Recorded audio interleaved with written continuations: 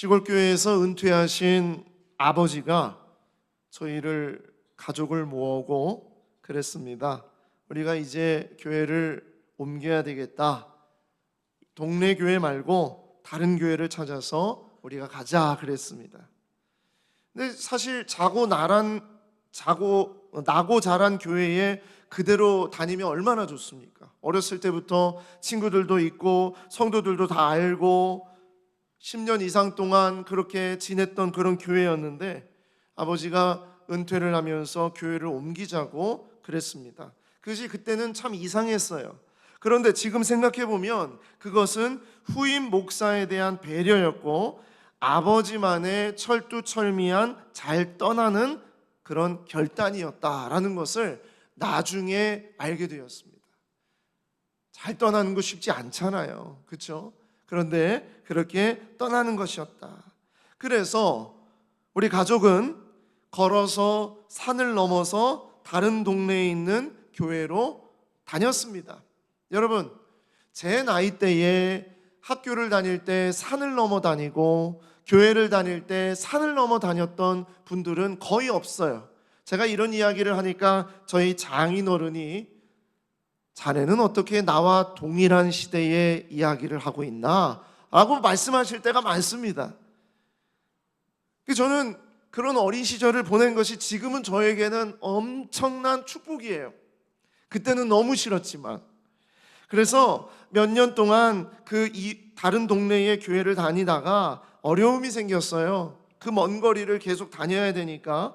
그래서 어려움이 생기니까 읍내에 새로운 교회가 생긴다는 소식을 듣고 그곳으로 이제 가족이 다시 또 옮겨가게 되었습니다.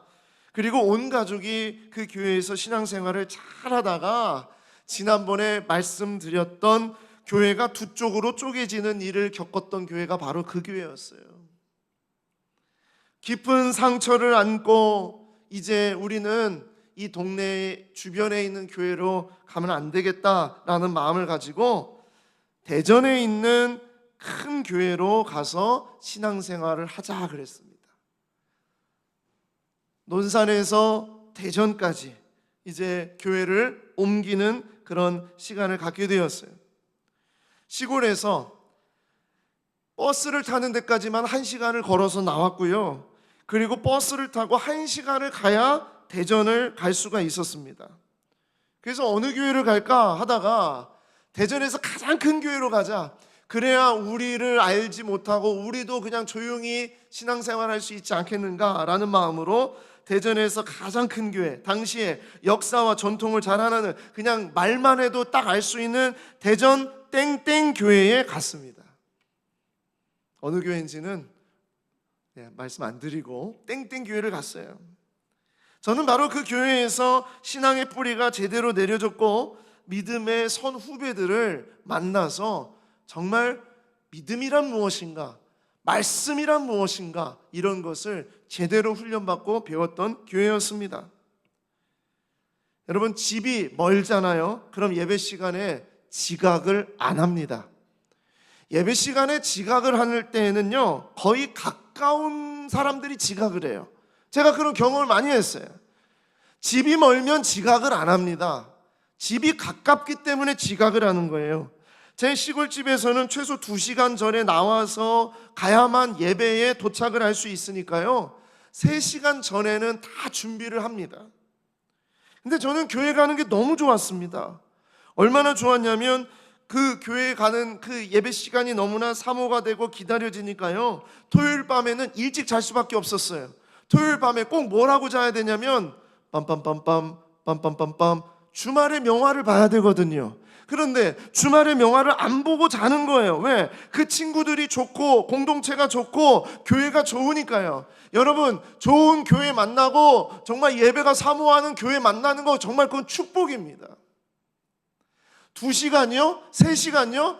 여러분, 시간이 아무리 멀어도요 가요. 사모합니다. 그 자리에 가서 예배합니다. 그래서 너무 행복했던 청소년 시절이 있었어요.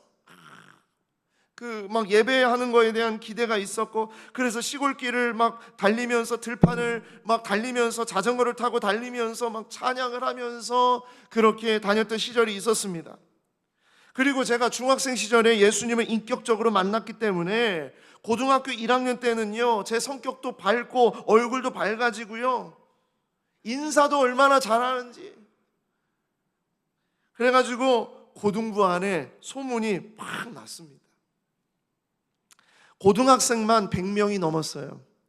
고등학생만 100명이 넘었던 그 공동체에서, 아니 어디서 들어보지도 못했던 그 촌놈이 교회를 나오기 시작하는데, 이 친구가 막 싹싹하고 막 열심히 하고 막 얼굴도 막, 여러분이 보시기엔 어떨지 모르지만 잘생겼고 그러니까 난리가 났어요. 그래서 1년 만에 임원이 되고 그 다음 해에 고등부 회장을 먹습니다.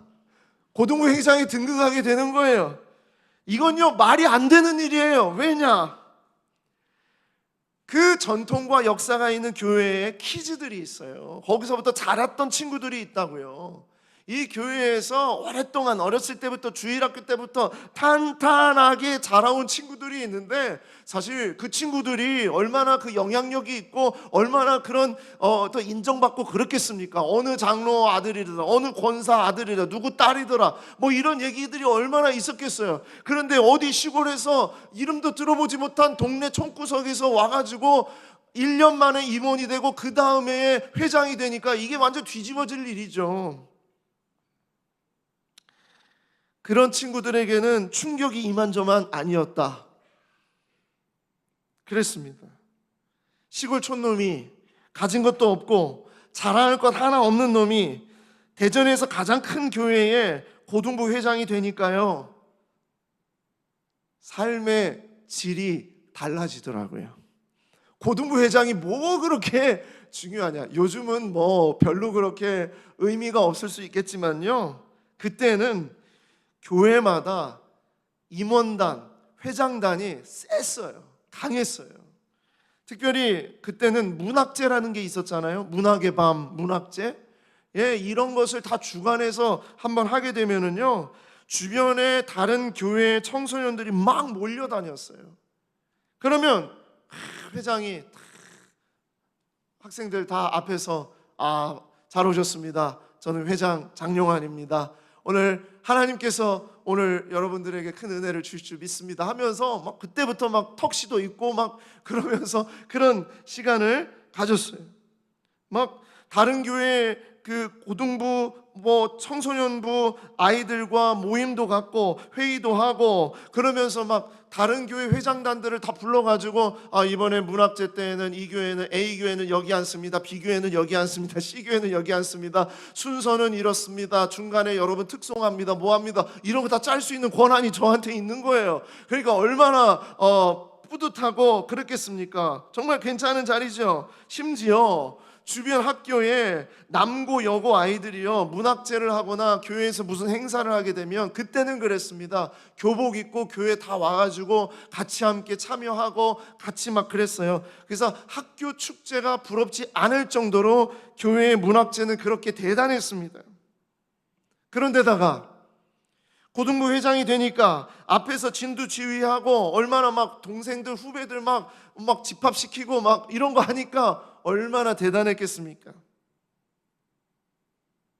그러던 어느 날 한 후배랑 이야기를 나누는데 너무도 충격적인 말 한마디를 듣게 되었습니다. 그 친구는 그냥 평범한 이야기로 했을 수 있습니다. 그런데 그날 그 친구의 말은 제 마음을 완전히 찢는, 제 뒤통수를 완전히 가격하는 그러한 충격이었습니다. 1살 어린 여자 후배였는데 이 친구가 그러는 거예요. 오빠, 이성적인 의미의 오빠가 아니라 교회의 오빠로, 오빠, 저는 오빠가 정말 멋있고 좋았던 적이 있었어요. 그러는 거예요. 멋있고 좋았으면 됐는데 적이 있었어요는 또 뭐예요? 그러면 지금은 아니다는 얘기 아닙니까? 멋이 있었던 적이 있었어요. 물론 지금도 좋지만 이야기는 저 기분 안 나쁘게 하려고 했던 얘기겠죠. 오빠가 진짜 좋은 사람이라고 느낀 적이 있었어요. 정말 본받아야 되겠다 이런 생각을 한 적이 있었어요. 그래서 제가 그랬죠. 그래? 언젠데? 어떤 모습이 그렇게 좋았니? 뭐 하면서 막 이렇게 얘기를 했겠죠. 오빠는 잘 모를 수도 있겠지만 오빠는 늘 예배 전에 일찍 와서 간절히 기도하는 선배였어요. 그러는 거예요. 무엇이 그렇게 간절했는지는 모르지만 매주 예배 전에 와서 간절히 기도하는 모습에 우리 후배들은 저 선배를 우리는 본받아야 한다라고 그렇게 얘기를 했었어요. 제가 그 이야기를 듣게 되는데 제가 엄청난 충격을 받았습니다. 그런데 요즘엔 오빠가 너무 바쁜 것 같아요. 그런 모습이 잘 안 보여요. 그러는 거예요. 그래서 제가 바로 대놓고 너나 잘해 라고 말할 수 있는 상황이잖아요. 그런데 이게 안 나오는 거예요. 이 아이의 동생의 메시지가 아니라 주님이 그때 나에게 주시는 말씀이었어요. 망치로 뒤통수를 얻어맞는 것 같은 충격을 받았습니다. 맞아요. 제가 그랬었어요. 그 시골에서 온 촌놈이 또 이 교회 저 교회 다니면서 적응 못하고 상처와 어려움을 안고 살았던 그런 촌놈이 이제 이 교회에 와서 매달릴 분은 하나님밖에 없었어요. 나의 가난함, 나의 무식함, 나의 상처와 아픔으로 매주 주님 앞에 고백하면서 주님, 저를 불쌍히 여겨주세요. 저에겐 미래가 없어요. 저는 어떻게 살아야 될지 모르겠어요 하면서 예배 전에 2시간 전에 이렇게 나와가지고 30분 전 정도 됐던 것 같아요. 그렇게 그 자리에 와서 아무도 모르죠. 이 교회를 아무도 모르죠. 오직 그냥 예배하는 시간만을 바라보면서 그 자리에서 고개를 숙이고 예배 시간을 생각하면서 그렇게 기도했던 시절이 있었던 거예요. 그런데 제 모습이 점점 변질이 된 겁니다. 후배들이 볼 때 변질이 된 거예요. 또 유명해지면서 임원이 되고 회장이 되면서 여러 사역을 감당하고 그런 것을 꽤 괜찮게 하는 것 같으면서 담임 목사님과 장로님들과 교육자들이 인정해 주니까요. 그렇게 간절했던 나의 기도는 사라지고 바쁘고 할 일이 많다는 자만심으로 바뀌게 되었던 겁니다. 그리고 결정적인 사건은 여름 수련회 때 있었습니다. 모든 준비를 마치고 수련회를 진행하는데 제가 이 모든 수련회를 다 준비를 같이 하고 그리고 이제 시작을 하려고 하는데 독감에 걸린 겁니다. 그럼에도 불구하고 가야 된다. 이 행사는 잘해야 된다. 거기에 빠져가지고 갔어요. 그런데 수련회에 참여는커녕 들어가지도 못하고 저는 작은 방, 골방에 이불을 덮어쓰고 저는 거기에 쓰러져 있었습니다. 제 마음속엔 계속 행사 잘 끝나야 되는데 이 수련회 뭐 해야 되는데 준비한 거 뭐 해야 되는데 이런 생각으로 그냥 가득했어요. 그런데 그날 밤에 이제 목사님과 임원들이 찾아와서 저를 기도해 주겠다고 막 이제 온 거죠. 그래서 저를 기도해 주겠다고 왔는데 제가 그랬어요. 저 괜찮아요. 저 약 먹어서 괜찮아요. 저 병원 가면 돼요. 수련회 잘 되면 저는 괜찮아요 하면서 그랬어요. 저는요 지금까지도 그때 했던 그 말이 저의 부끄러운 고백 베스트 중에 하나로 남게 되었습니다.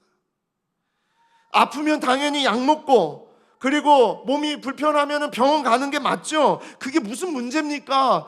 그게 문제가 아니었어요. 저는요 어느새 하나님을 간절히 찾는 것에서 하나님을 찾지 않는 자가 되어버렸던 겁니다. 그저 인간적인 체면, 아무렇지 않은 척하는 그런 자만심이 제 안에 가득했던 겁니다.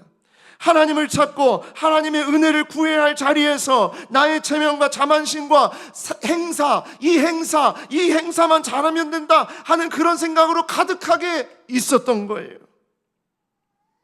저는 지금도 그때를 생각하면 얼굴이 빨개져요. 그리고 그런 시절이 있었음에 저는 하나님을 다시 붙잡을 수 있는 또 하나님의 인도하심이었다고 저는 믿게 되었습니다. 오늘 우리가 함께 바라볼 사람, 우리가 같이 읽었던 그 사람이 누구냐? 바로 이 아사 왕인데, 아사 왕의 인생이 그랬습니다. 과거의 형통, 과거의 영광, 과거의 그 시절, 그것을 다 잊어버리고 그의 오늘은, 그의 지금은 하나님이 없이, 하나님을 의지하지 않는 왕으로 살아갔던 한 사람, 그 사람이 바로 아사라는 왕이었다. 아사에 대한 말씀은 2023년 10월 15일에 여러분들에게 주일 설교로 그때 열왕기상의 말씀을 가지고 쭉 말씀을 전하다가 아사에 대한 이야기를 한 적이 있습니다. 그때 말씀을 참고하시면 많이 도움이 되실 겁니다. 한 번 더 간단하게 아사는 어떤 왕이었는가? 아사는 솔로몬의 증손이자 르호보암의 손자입니다. 보시면 사울, 다윗, 솔로몬, 그 다음에 르호보암이 왕이 되었는데, 르호보암 왕 때에 북쪽에 여로보암이 이제 왕국을 세워서 북이스라엘과 남유다로 나뉘어지게 되죠. 그러면서 이제 두 왕국으로 나뉘어집니다. 남유다는 르호보암, 첫 번째 왕 르호보암, 두 번째 왕 아비암, 세 번째 왕 아사. 바로 이 오늘 우리가 함께 나누는 아사가 남유다의 세 번째 왕입니다. 그리고 북에는 여로보암, 나답, 바하사라는 왕이 이렇게 쭉 이어서 나아가게 되는 거예요. 아사는요, 독특한 앞에 보시면 르호보암이 17년을 왕위를 이제 통치를 했어요. 그런데 그 다음에 아들이 아비암이었는데 아비암이 3년밖에 통치를 못합니다. 그리고 아비암은 3년 뒤에 죽습니다. 어떻게 죽는지 제대로 나오지도 않아요. 사라집니다. 그리고 나서 아사, 어린 아사가 이제 왕이 돼요. 그렇게 되니까 전에도 한번 말씀을 드렸지만 이 아비암이 일찍 사라지고 그 다음에 아사가 왕이 되니까 어린 이 왕 혼자서 뭘 하겠습니까? 뭘 알겠어요? 그래서 르호보암의 아내였던 마아가라는 그 이제 왕비가 있었는데, 이 마아가라는 왕비가 이 아사에게는 외할머니예요. 이 외할머니가 섭정을 합니다.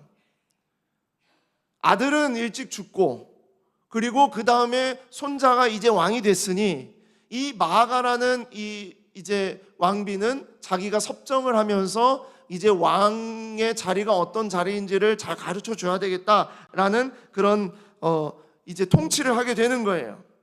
자, 그렇게 되면서 아사는 41년 동안 남유다를 통치하는 왕으로 시작을 합니다. 그런데 이 아사의 41년 가운데에서 아사를 보통 전반부와 후반부로 딱 나뉘어요. 우리가 생각할 때 전반부는 20년을 기준으로 해서 나눠야 되잖아요. 41년이니까. 그런데 그렇게 나누지 않고 전반부는 35년, 후반부를 6년으로 나눕니다. 독특하죠? 전반부 35년, 후반부 6년. 형통했던 아사 왕의 생애 가운데서 가장 형통했던 시절이 전반부 35년, 그리고 그렇지 못한 시기가 6년, 후반부로 이렇게 나눠지는 거예요. 왜 그러냐? 왜 가운데를 나누지 않냐고 35년과 6년으로 이렇게 나누느냐? 그 기준이 뭐냐? 그것은 단 한 가지입니다. 그것은 바로 하나님을 찾았는가, 나 자신을 찾았는가. 기준이 그래요. 하나님을 찾았는가, 나 자신을 찾았는가. 하나님을 찾았던 35년, 그리고 자기 자신을 찾았던 6년, 이래서 전반부 35년, 후반부 6년으로 나눠지는 거예요.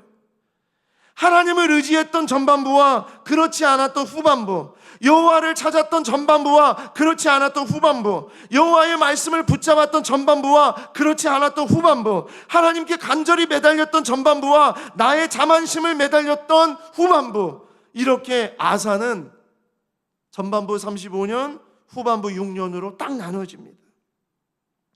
아사 왕의 전반부 35년은 하나님으로 가득 찼어요. 하나님 보시기에 선과 정의를 행했고 이방의 제단과 우상을 찍어 없애고 가장 중요한 것, 아사는 하나님을 다시 찾았던, 하나님을 찾았던 왕으로 유명합니다. 자, 역대하 14장 7절 다 같이 한 목소리로 읽겠습니다. 시작. 아사가 일찍이 유다 사람에게 이르되 우리가 우리 하나님 여호와를 찾았으므로 이 땅이 아직 우리 앞에 있나니 우리가 이 성읍들을 건축하고 그 주위에 성곽과 망대와 문과 빗장을 만들자. 우리가 주를 찾았으므로 주께서 우리 사방에 평안을 주셨느니라 하고 이에 그들이 성읍을 형통하게 건축하였더라. 아멘. 역대하 14장 7절은 아사 왕의 인생, 특별히 전반부에 하나님이 어떤 형통을 주셨는가를 정확하게 제대로 드러낸 그런 한 구절입니다. 아사는 우리에게 이 사실을 분명하게 보여준 사람입니다. 그게 뭐냐? 하나님 여호와를 찾으면 하나님께서 반드시 평안을 주신다는 거예요. 하나님을 찾으면 하나님이 평안을 주신다. 하나님의 말씀을 붙잡으며 하나님이 형통함을 주신다. 하나님 앞에 기도하면 하나님이 응답하신다. 이게 아주 분명했던 왕입니다.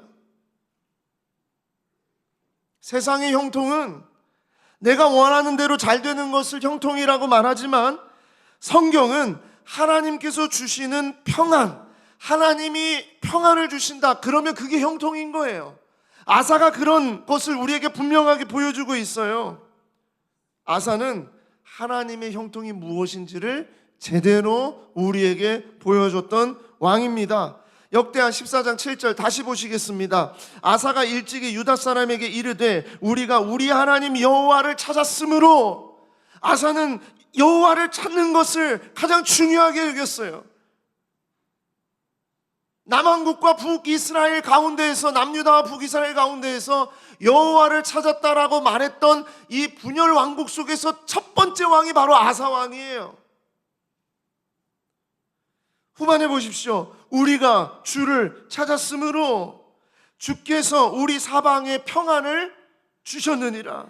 이게 아사의 고백입니다. 아사는 하나님을 찾았으므로, 하나님을 찾았다는 것이 가장 그의 인생의 최고의 형통이었어요. 언제든지 우리는 하나님을 찾을 수 있다. 하나님을 찾았다. 그래서 아사의 전반부는 하나님으로 가득한 것입니다. 아사가 형통할 수 있었던 동기는 하나님을 간절히 찾았기 때문에. 그래서 아사는 어떻게 하나님을 찾았느냐? 이렇게 찾았습니다. 아사의 전반기에 나왔던 아사가 하나님을 찾았던 거, 첫 번째, 간절히 기도했어요. 여러분, 간절히 기도하는 것에서 하나님을 찾는 시작이 되는 거예요. 간절히 기도하는 것. 자, 역대하 14장 11절입니다. 구스 사람이, 이 구스 사람이라는 것은 어떤 사람이냐면 지금으로 말하면 이집트 옆에 있는 이디오피아 지역을 구스라고 그랬어요. 그런데 이 구스에서 사람이 이제 아사를 치기 위해서, 공격하기 위해서 대군을 몰고 올라오는데 몇 명이 올라오냐? 100만 명이 올라옵니다. 100만 명. 100만 명이 지금 예루살렘을 향해서 쭉 올라오고 있습니다. 그때에 아사가 어떻게 했느냐? 14장 11절입니다. 아사가 그의 하나님 여호와께 부르짖어 이르되 여호와여, 힘이 강한 자와 약한 자 사이에는 주밖에 도와줄 리가 없사오니 우리 하나님 여호와여, 우리를 도우소서. 우리가 주를 의지하오며 주의 이름을 의탁하옵고 이 많은 무리를 치러 왔나이다. 여호와여, 주는 우리 하나님이시오니 원하건대 사람이 주를 이기지 못하게 하옵소서. 하였더니 아사는 하나님을 간절히 찾았는데 기도로 찾았다. 여러분, 하나님께 매달리며 기도할 수 있는 것이 진짜 형통인 줄 믿습니다. 여러분, 기도하는 게 형통이에요. 기도할 수 있다는 게 형통이에요. 우리가 하나님께 간절히 기도하며 매달릴 수 있다는 것, 여러분, 이것이 우리에게 형통입니다. 하나님이 우리에게 주신 은혜예요. 지난주에도 말씀드렸죠. 우리의 기도의 능력은 우리에게 있는 게 아니라 응답하시는 분의 능력에 있다. 내가 가진 능력, 내가 가진 힘으로 기도의 응답을 받는 것이 아니라 우리는 주님 앞에 매달릴 때 주님의 능력으로 우리에게 응답해 주신다. 여러분, 이것이 진짜 형통입니다. 기도할 수 있어요. 여러분, 나의 기도가 너무나 작지만, 나는 너무나 연약하지만, 그러나 나의 연약함이 기도의 능력이 아니라 이 기도에 응답하시는 분의 능력이 우리 기도의 능력이 되는 줄 믿습니다. 아사는 기도하는 사람이었어요. 두 번째로, 아사는요, 하나님을 찾았는데 말씀의 귀가 열린 사람입니다. 말씀을 들을 수 있었던 사람입니다. 하나님을 찾는 지름길은 하나님의 말씀에 귀를 여는 겁니다. 아사는 하나님의 말씀을 들었습니다. 여러분, 말씀을 들을 수 있다는 것 자체가 형통한 거예요. 역대하 15장 1절 2절, 하나님의 영이 오뎃의 아들 아사랴에게 임하심에 그가 나아가서 아사를 맞아 이르되, 아사와 및 유다와 베냐민의 무리들아, 내 말을 들으라. 너희가 여호와와 함께 하면 여호와께서 너희와 함께 하실지라. 너희가 만일 그를 찾으면 그가 너희와 만나게 되시려니와 너희가 만일 그를 버리면 그도 너희를 버리시리라. 전쟁에서 승리를 했어요. 구스 사람 100만 명을 다 물리쳤습니다. 다 물리치고 돌아올 때에 하나님은 오뎃의 아들 아사랴에게 이 말씀을 주시는 거예요. 아사에게 말합니다. 너희가 만일 하나님을 찾으면 너희가 하나님을 만나고, 너희가 만일 하나님을 버리면 하나님도 너희를 버린다. 하나님 말씀 들어야 된다. 알았지? 그래서 그 말씀을 누가 듣냐? 아사 왕이 듣습니다. 역대하 15장 8절, 아사가 이 말 곧 선지자 오뎃의 예언을 듣고 마음을 강하게 하여 가증한 물건을 유다와 베냐민 온 땅에서 없애고, 또 에브라임 산지에서 빼앗은 성읍들에게도 없애고, 또 여호와의 낭실 앞에 있는 여호와의 제단을 재건하고. 진짜 어려운 개혁은 외부의 개혁이 아니라 내부의 개혁이에요. 맞죠? 정말 어려운 건 내부에 있어요. 구스 사람이 100만 명, 얼마나 많은 사람이 막 공격하고 쳐들어오고 그러는 거 하나님 앞에 기도하면서 매달리면서 그렇게 나아갔는데, 진짜 어려운 걸 하나님 말씀하세요. 그게 뭐냐? 너희 안에 썩어가고 있는 우상 숭배. 니네 나랑 어떻게 할 거야? 특별히 지금 너의 외할머니 섭정하고 있는 태후 마아가 어떻게 할 거야? 지금 온갖 우상과 더럽고 추악한 우상들 다 세우고 산당들 세우고 그런 거 어떻게 할 거야? 그 말씀 앞에서 아사는 그 말씀을 듣고 실행을 합니다. 말씀의 귀가 열리면 형통한 사람입니다. 말씀의 귀가 열리면, 말씀의 귀가 열리고 말씀을 듣게 되면 하나님을 다시 붙잡게 되거든요. 정말 제 부끄러웠던 저의 모습을 앞에서 말씀드린 것도 그때 그 후배의 말이 아니라 주님의 말씀으로 들렸어요.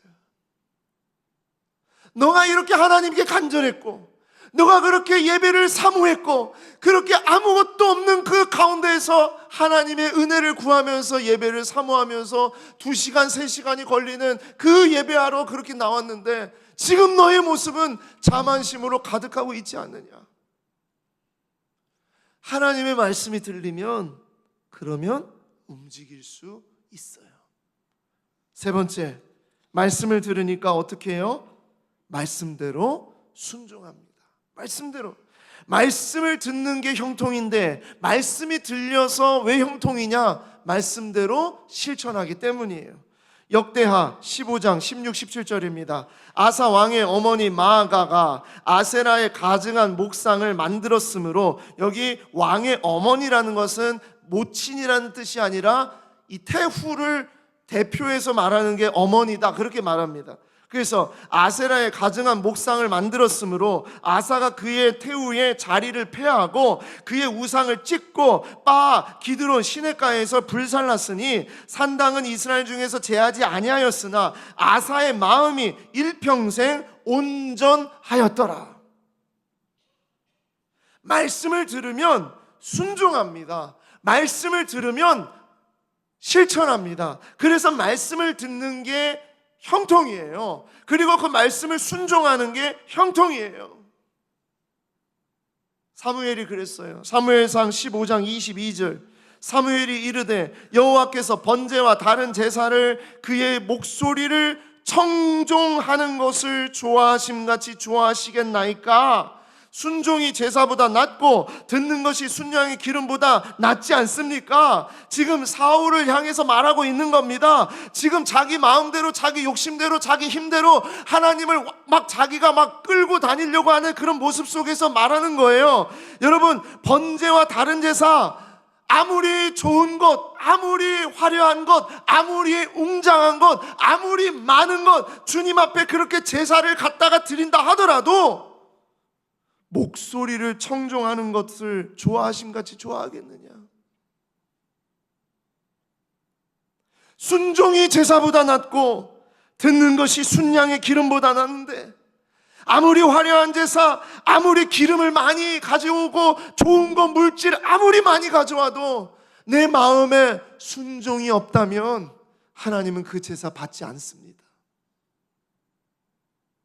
그 이야기예요.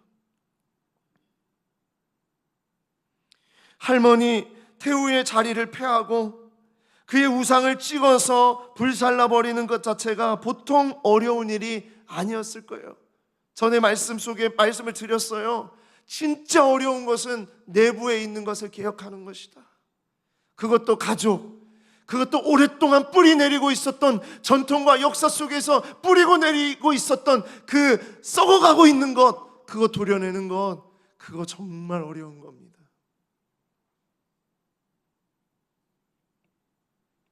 그런데 아사는 순종합니다. 하나님의 말씀을 들을 뿐만 아니라 그 말씀을 들은 대로 결단하고 순종하는 데까지 나아갑니다. 여러분, 이게 진짜 하나님을 찾는 거예요. 말씀대로 결단하고 실천하는 것, 진짜 그것이 형통한 것입니다. 아무나 못해요. 왜냐? 여기엔 엄청난 용기와 전적인 신뢰가 있어야 되는 거거든요. 하나님을 전적으로 신뢰해야 되는 거거든요. 그래야 내가 손해보더라도, 내가 희생을 하더라도, 내가 어려운 일을 당하더라도 그 일을 할 수 있는 거거든요. 왜냐하면 우리 하나님이 가장 크시니까, 이 문제보다 더 크신 분이니까 할 수 있는 거거든요. 그런데 아사는 했잖아요. 그렇죠? 그것이 바로 35년도까지. 그런데 36년째부터 그의 마지막은 변질됩니다. 형통함이 변질됩니다. 아사의 후반기 마지막 6년은요, 아사는 이렇게 마무리합니다. 과거의 형통에 머물다. 이게 중요한 거예요. 과거의 형통에 머무는 아사로 끝이 나는 거예요. 지금 형통이 아니에요. 지금 하나님의 임재가 아니에요. 지금 하나님의 말씀을 붙잡는 게 아니에요. 언제? 과거에, 전반부에, 예전에, 옛날에. 이게 아사의 대표적인 그의 인생의 이야기입니다. 역대하 16장 1절 3절, 아사는 이렇게 그의 마지막 시절이 이렇게 저뭅니다. 아사왕 제36년에 이스라엘 왕 바아사가 유다를 치러 올라와서 라마를 건축하여 사람을 유다 왕 아사에게 왕래하지 못하게 하려 한지라 그랬습니다. 북이스라엘이 쳐들어왔어요. 유다는 지역적으로 예루살렘이 높은 곳에 있기 때문에 북쪽에서 왔지만 올라온다는 표현을 사용합니다. 그래서 치러 올라옵니다. 그때에 어떤 마음을 가졌느냐, 이 아사 왕이 그것이 두려우니까 2절입니다. 아사가 여호와의 전 곳간 왕궁 곳간의 은금을 다 가져다가 다메섹에 사는 아람 왕 베나닷에게 보내면서 이렇게 말합니다. 내 아버지와 당신의 아버지 사이에 같이 나와 당신 사이에 약조하자. 내가 당신에게 은금을 보내노니 와서 이스라엘 왕 바하사와 세운 약조를 깨뜨려 그가 나를 떠나게 하라. 겉으로 볼 때 아무런 문제가 없어요. 왕으로서 아주 지혜로울 수 있어요. 가지고 있는 것을 가지고 주변의 다른 나라 왕에게 부탁을 해서 쳐들어오고 있는 저 적군들 네가 좀 대신 막아줘. 내가 이거 다 너한테 줄게. 그리고 우리 서로 동맹한 약조가 있잖아. 그거 지켜줘. 여러분, 이게 뭐가 문제입니까? 이게 무슨 뭐 잘못된 게 뭐가 있습니까? 그런데 하나님은 그것을 향해서 질책을 하십니다. 뭐라고요? 16장 7절 8절입니다. 그때에 선견자 하나니가 유다 왕 아사에게 나와서 그에게 이르되 왕이 아람 왕을 의지하고 왕의 하나님 여호와를 의지하지 아니하였으므로 아람 왕의 군대가 왕의 손에서 벗어났나이다. 구스 사람 룹 사람의 군대가 크지 아니하며 말과 병거가 심히 많지 아니하더이까. 옛날에 왕이시여 100만 대군이 몰려올 때 생각 안 나십니까? 그때 얼마나 그 군대가 컸습니까? 그때는 여호와를 의지했잖아요. 여호와께 기도했잖아요. 여호와께 매달렸잖아요. 그런데 지금은 그것보다도 너무나 형편없이 아무것도 아닌 저런 군대 앞에서 자기의 생각과 자기의 의지로 자기의 물질을 가지고 이렇게 한다는 게 이게 말이 됩니까? 그걸 질책하는 거예요. 하나님 여호와를 의지하지 아니하였으므로 그 중심의 하나님이 떠났고 중심의 하나님을 의지하는 마음이 사라지고 자만심으로 내가 할 수 있는데, 이 정도면 내가 움직일 수 있는데 라는 마음으로 가득하지 않습니까 지금? 그러면 옛날 같으면 아사가 어떻게 했어요? 잘못했습니다. 저를 용서해 주세요. 하나님 앞에 저를 회개합니다 하면서 그래야 정상이잖아요. 그게 말씀을 듣는 자의 자세잖아요. 그런데 어떻게 해요? 16장 10절 아사가 노하여 선견자를 옥에 가두었으니 이는 그의 말에 크게 노하였으며 감히 네가 나를 능멸해. 나도 다 생각이 있는데, 이런 거죠. 뿐만 아니라 그때에 아사가 또 백성 중에서 몇 사람을 학대하였더라. 이 사람들은 왜 학대를 받았을까요? 왕이시여, 하나님의 말씀을 들으셔야 됩니다. 하나님 앞에 돌아오셔야 됩니다. 충언을 했겠죠. 그런데 백성을 학대합니다. 무슨 얘기입니까? 아사는 하나님의 말씀에 귀를 닫았습니다. 그리고 자기 힘을 의지한 겁니다.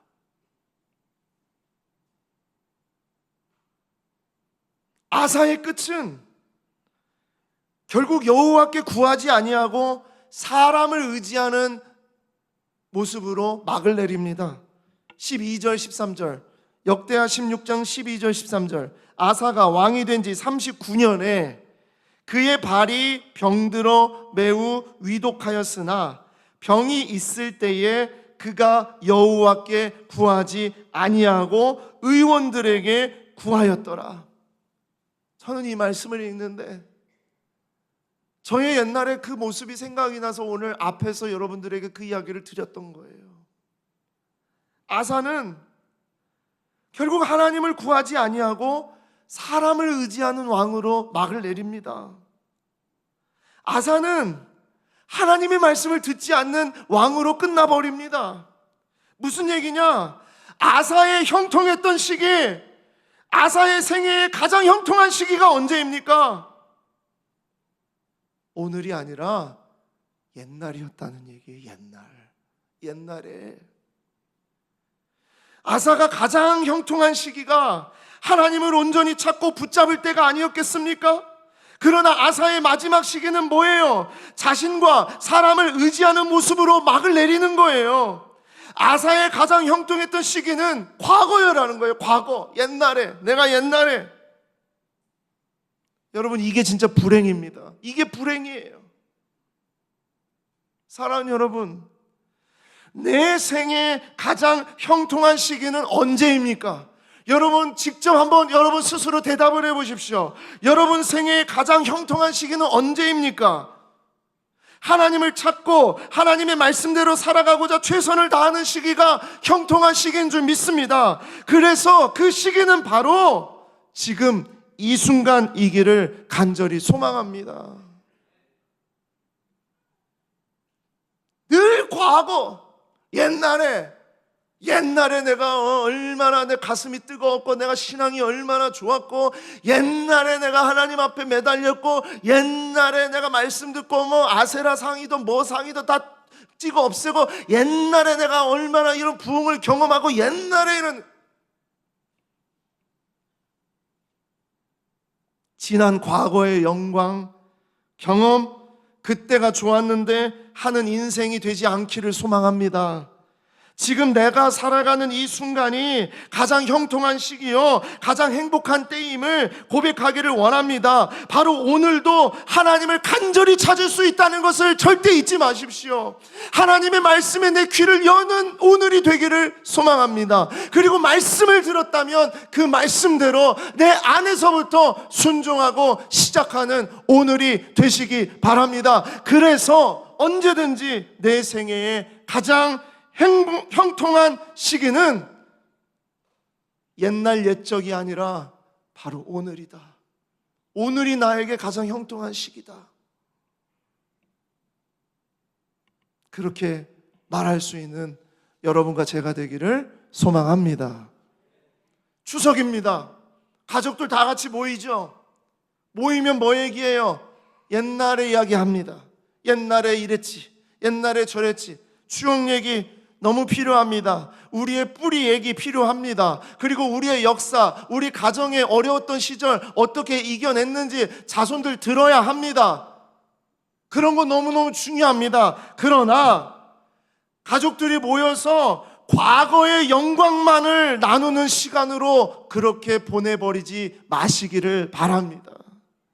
지금 오늘 나는 가장 형통한 시기를 살고 있단다. 이 이야기를 전할 수 있어야 된다는 거예요. 내 생애 가장 형통한 시기가 그때가 아니라 바로 지금이야. 오늘이야. 오늘 내가 가장 행복해. 오늘 내가 가장 즐거워. 가장 감사해. 왜냐하면 오늘도 주님 앞에 매달릴 수 있고 오늘도 주님의 말씀을 들을 수 있고 오늘도 그 말씀대로 순종하며 살아갈 수 있기 때문에 내 생의 가장 형통한 시기는 바로 오늘이란다, 오늘입니다 라고 가족들과 나눌 수 있는 그런 추석 명절 되시기를 소망합니다.